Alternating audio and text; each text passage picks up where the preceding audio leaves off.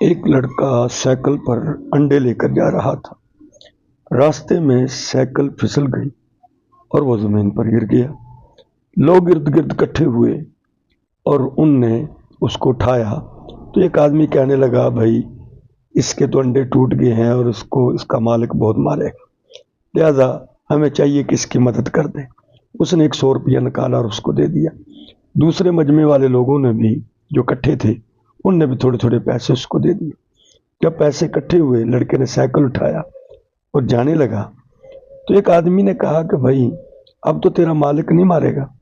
اس نے کہا میرا مالک تو وہی تھا جس نے سب سے پہلے 100 روپیہ دیا تھا، اسی نے کہا تھا یہ گندے انڈے باہر پھینکاؤ۔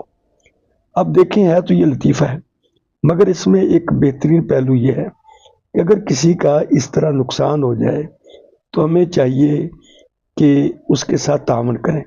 جتنے لوگ اکٹھے ہوں تھوڑے تھوڑے اس کو پیسے دے دیں تاکہ جو اس کی چیز ضائع ہوئی ہے وہ اپنے ان پیسوں کے ذریعے اس چیز کو خرید لے۔